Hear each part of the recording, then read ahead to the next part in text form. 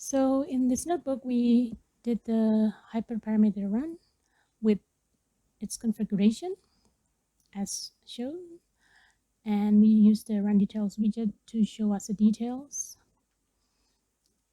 We can see that there are the different child runs with the primary metric of accuracy in 3D scatter chart,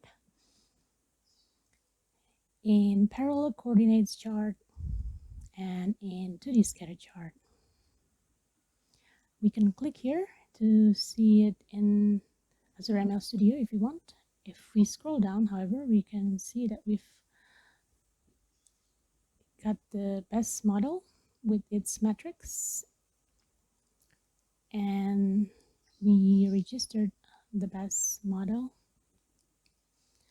And this one is the notebook for the automated ML with the AutoML configuration as shown. And we can see the AutoML run details widget in this notebook. We can see that we have so many child runs and most of them have been completed. The best is floating ensemble. And we can see the metrics. We can choose different metrics here. Our primary metric is accuracy, and the best is 0.879. We also see the output here, which lists the different models, and we printed out the best model and its parameters and metrics. The details can also be seen here. We save the best model, and if we print here, we can see that we have two models, AutoML and Hyperdrive, and we can see that the best accuracy, which is 0.879, is from the AutoML model. That's why we are going to deploy this model, and we're downloading the environment so we can use it to deploy. This is going to take a while, so I'm going to fast forward it. Okay, so now it's been deployed. Let's check the deployed model in the endpoints in ML Studio. We can see that it's healthy here, and the details are shown, the REST endpoints, Swagger URI, etc.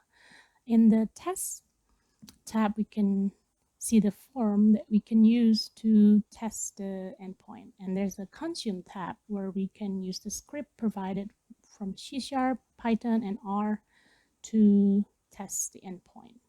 We're going to use the Python one later.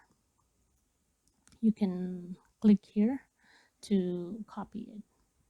And then there's the deployment logs tab for the logs. And now, as promised, we're going to test the deployed model. We're going to import the data and sample the original data. We're going to send HTTP requests, and here's the result. The response compared to, if we compare them to the ground truth labels, they are exactly the same, which shows that it's a good model. And then we're going to try a different way to use the endpoint. We're going to use a script, a Python script that I've prepared with two data. One should be positive or true. The second one should be negative or false. And there we can see that we got the same result. We do the second one just for consistency, and we got the same results. And now we're going to try and use the provided script. We've copied and pasted it here. We're just going to change the data because everything shows 0 now. Yeah. And we're going to just copy the previous one that we had, which should